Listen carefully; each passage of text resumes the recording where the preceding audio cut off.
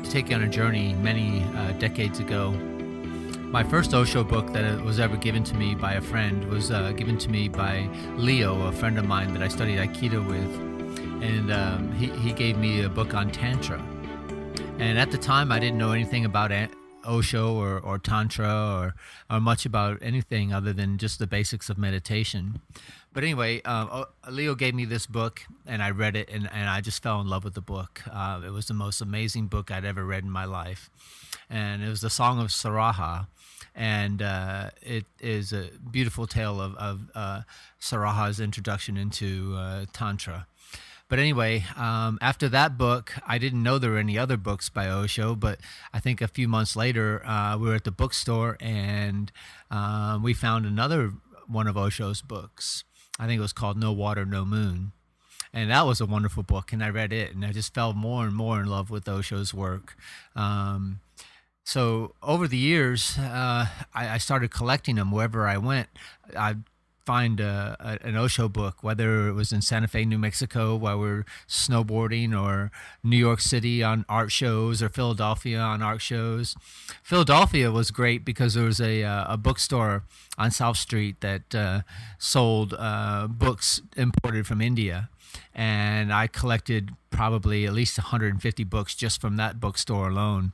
I would leave there with bags and bags full of books, and it was always a joy to me to like a discovery of finding another diamond every time I encountered and obtained a new book. But on the New York side, in New York City, I made friends with a sannyasin named Satyapriya.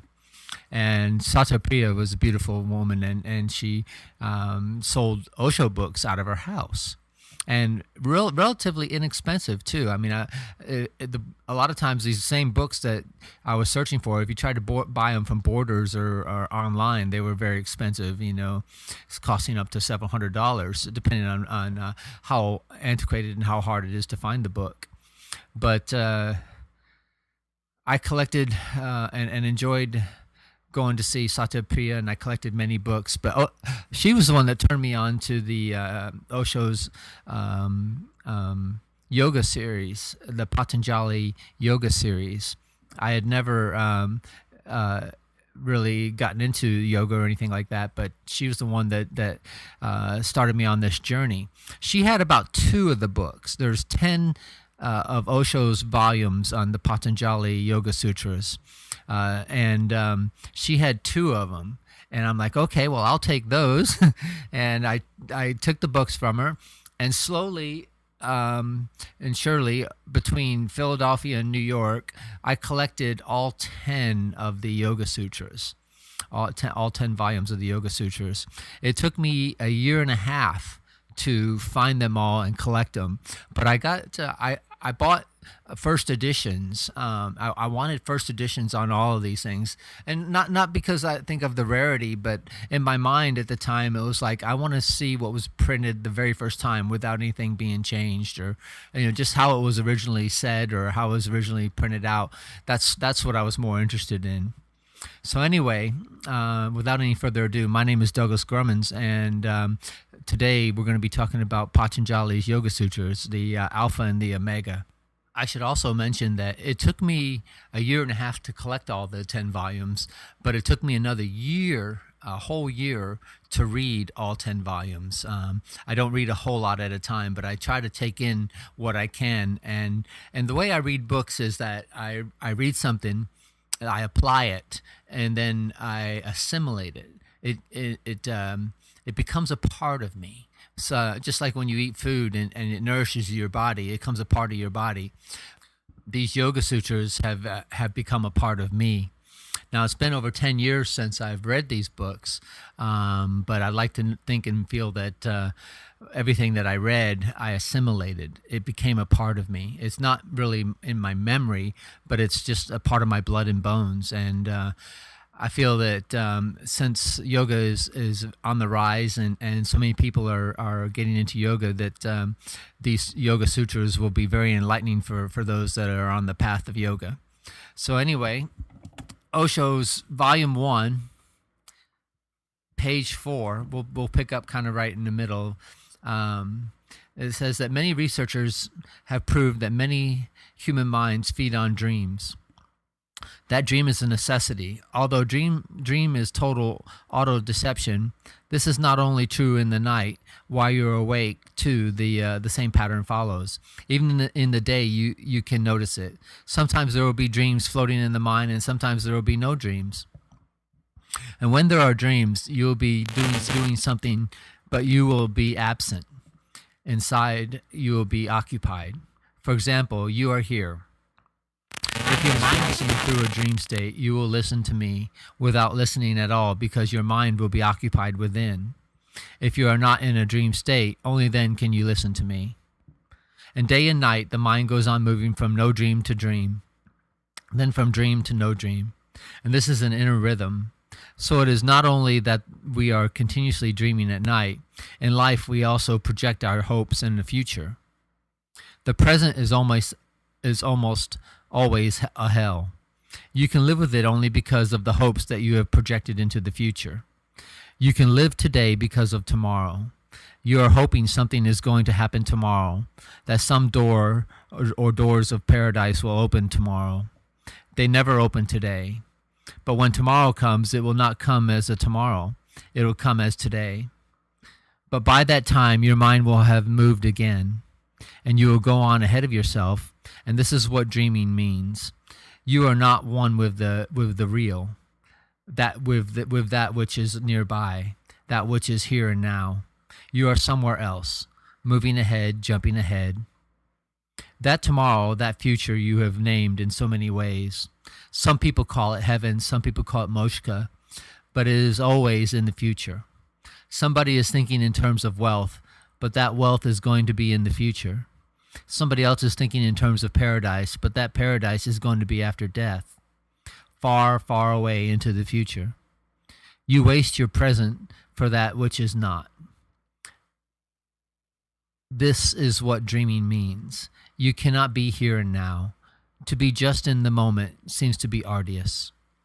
And you can be in the past because, again, that is dreaming, about memories, remembrances of things which are no more. Or you can be in the future, but that is just projection. It is, again, creating something out of the past. The future is nothing but the past projected again, more colorful, more beautiful, more pleasant, but it is just the past refined. You cannot think of anything other than the past. The future is nothing but the past projected again, and both are not. The present is, but you are never in the present. And this is what dreaming means. Nietzsche was right when he says that the man cannot live with the truth. He needs lies. He lives through lies. Nietzsche says that we go on saying that we want the truth, but no one wants it. Our so-called truths are nothing but lies. Beautiful lies. No one is ready to see the naked reality. Osho continues on in saying that this mind cannot enter on the path of yoga because yoga means a methodology to reveal the truth. Yoga is a method of coming to a non-dreaming mind. It is the science of being in the here and now. Yoga means that now you are ready not to move into the future. It means that now you are ready not to hope, not to jump ahead of your being. Yoga means to encounter the reality as it is. So one can enter into yoga or the path of yoga only when it is totally frustrated with his own mind as it is. If you are still hoping that you can gain something through your mind, yoga is not for you. A total frustration is needed, a revelation that this mind which projects is futile, that the mind which hopes is nonsense and leads nowhere. It simply closes your eyes. It intoxicates you. It never allows reality to be revealed to you. It projects you against reality. And your mind is a drug. It is against that which is. So unless you are totally frustrated with your mind, with your way of being, the way you have existed up to now, unless you can drop your mind unconditionally, you will not enter onto the path. So many become interested, but very few enter because your interest may be just because of your mind. You may be hoping that now, through yoga, you will gain something, but the achievement motive is there. You think you may become perfect through yoga. You may reach to the blissful state of the perfect being. You may become one with the Brahman. You may achieve Sachin Ananda, existence, consciousness, bliss. This may be why you are interested in yoga. And if this is the cause, there can be no meeting between you and the path, which is yoga. Then you are totally against it, moving in a totally opposite direction or dimension. Yoga means that now there is no hope. Now there is no future. Now there is no desires. One is ready to know what is. One is not interested in what can be, what should be, what ought to be. One is not interested. One is interested only in that which is, because only the real can free you. Only the reality can become liberation. Total despair is needed, and that despair is called dukkha by Buddha. And if you are really in misery, don't hope, because your hope will only prolong the misery. Your hope is a drug. It can help you to reach death and nowhere else. All your hopes can lead you only to death. They are leading you there. Become totally hopeless. If there is no future, there is no hope. This is difficult. It takes courage to face the real. But a moment comes to everyone at some time or another. A moment comes to every human being when he feels total hopelessness. Absolute meaninglessness happens to him. And when he becomes aware that whatsoever he is doing is useless, that whatsoever he is going nowhere, that all life is meaningless, suddenly hope drops. The future drops. And for the first time, he is in tune with the present. For the first time, he is face to face with the reality. And unless this moment comes to you, you can go on doing asanas, but that is not yoga. Yoga is a turning inward. It is a total turnabout. When you are not moving into the future, not moving toward the past, when you start moving within yourself, because your being is here and now, it is not in the future. You are present here and now. You can only enter this reality, but then your mind has to be here. The moment is indicated by the first sutra of Patanjali. Before we talk about the first sutra, a few other things have to be understood. First, yoga is not a religion. Remember that. Yoga is not Hindu. It is not Mohammedan. Yoga is pure science. It is just like mathematics, physics, or chemistry. Physics is not Christian. Physics is not Buddhist. Even if Christians have discovered the laws of physics, physics is not Christian. It is just accidental that Christians have come to discover the laws of physics. Physics remains just a science, and yoga is just a science. It is just an accident that the Hindus discovered it. It is not Hindu. It is a pure mathematics of the inner being. So a Mohammedan can be a yogi, a Christian can be a yogi, a Jain or a Buddhist can be a yogi. And I'll step out and say that you can also be a yogi. Yoga is pure science, and Patanjali is the greatest name as far as the world of yoga is concerned. This man is rare. There is no other name comparable to Patanjali. For the first time in the history of humanity, religion has brought to the state of a science. He made religion a science of bare laws. No belief is needed. So-called religions need beliefs. There is no other difference between one religion and another. The difference is only of beliefs. A Mohammedan has certain beliefs, a Hindu has certain others, a Christian certain others. The difference is of beliefs. And yoga has nothing to say as far as belief is concerned. Yoga doesn't tell you to believe in anything. Yoga says to experience. Just like science says to experiment, yoga says to experience. Experiment and experience are both the same, only their directions are different. Experiment means something you do outwardly. Experience means something you do inwardly. Experience is an inner experiment. Science is not to believe, to doubt as much as you can, but do not disbelieve either, because disbelief is again a sort of belief. You can believe in God, or you can believe in the concept of no God. You can say that God is with a fanatical attitude.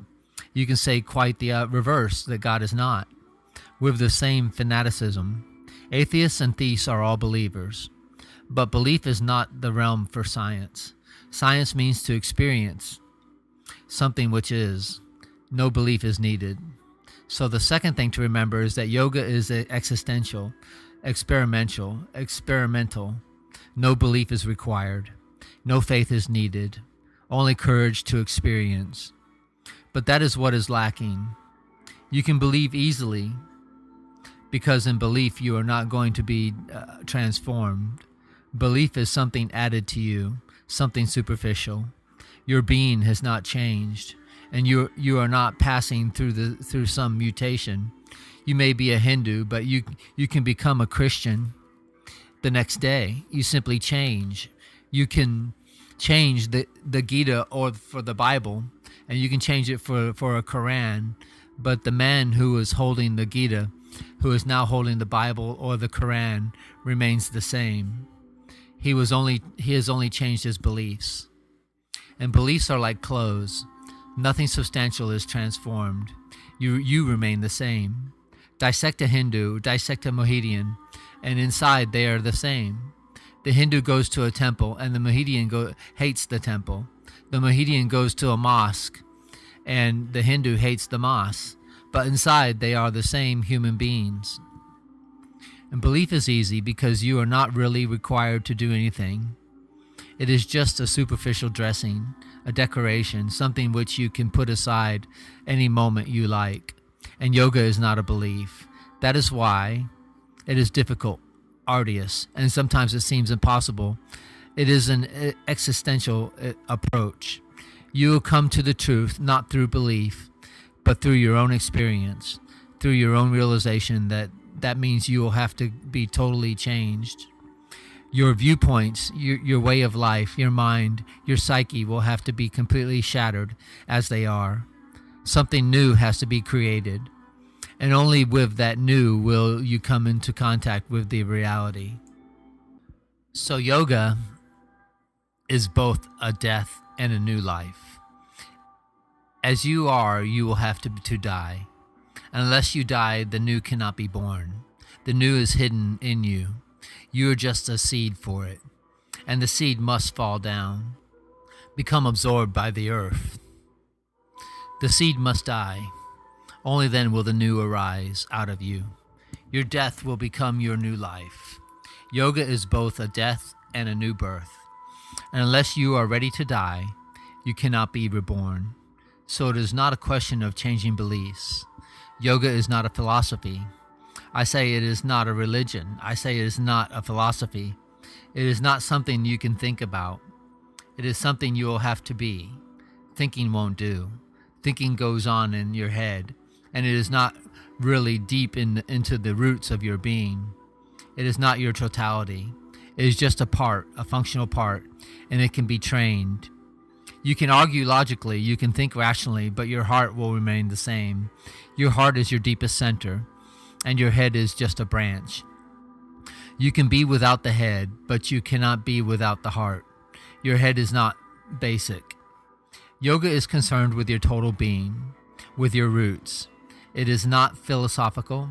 So with Patanjali, we will not be thinking, speculating. With Patanjali, we'll be trying to know the ultimate laws of being, the laws of transformation, the laws of how to die and how to be reborn again, the laws of a new order of being.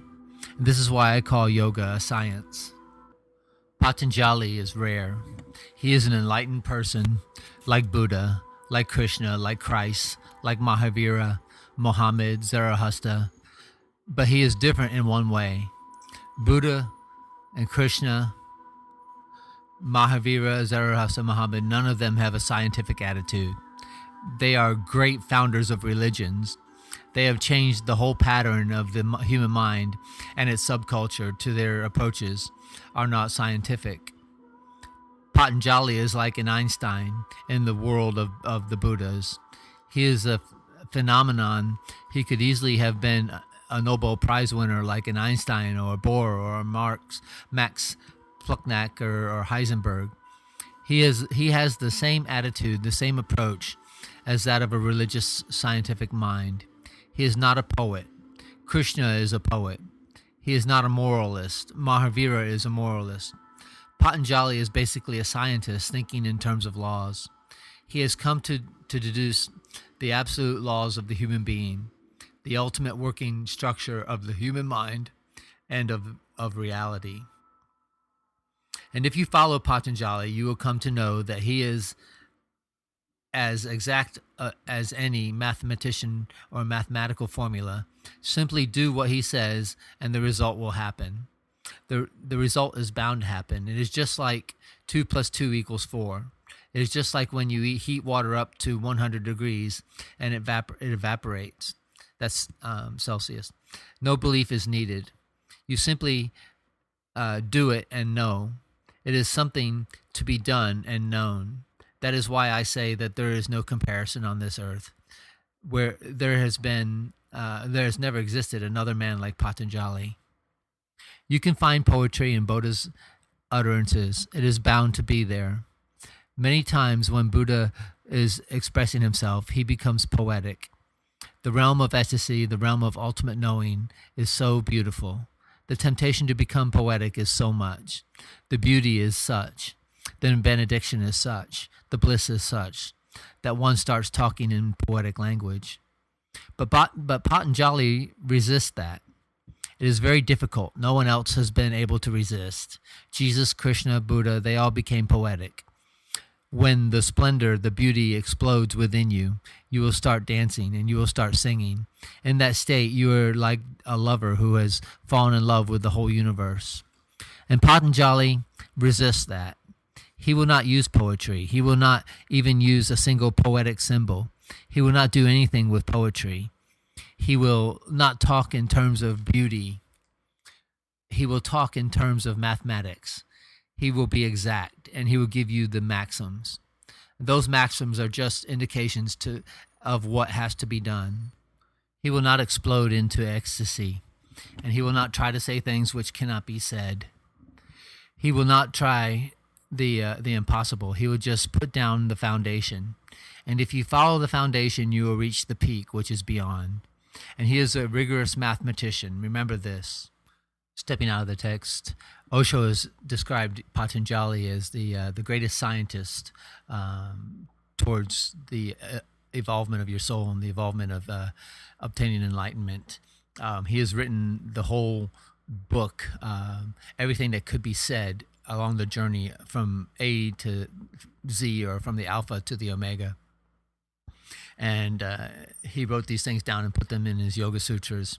And I'm going to be coming to you and trying to share these Yoga Sutras with you. It might take us quite a while to get through all of them, but today's introduction was just that, an introduction to what yoga is and what you are and where you're at, and how will you get to the point where you can trust that just being in the here now without any desire for the future is enough. You don't need to have hopes and dreams and aspirations and everything to get by. Learning to be in the moment, just here and now, is enough, and it has enough beauty in it that you won't need to hanker for any future or worry about any past or try to live through your memories and stuff like that. I mean, a lot of older people live through their memories because they don't have much of a future, but a lot of younger people are getting into yoga and Zen and Tantra and any other Eastern thoughts that dive into existentialism. And I hope that you do too with this journey with yoga, with Osho and myself and Patanjali. And so I guess we'll end it up about right there. And we'll pick up with the first Yoga Sutra on the next podcast.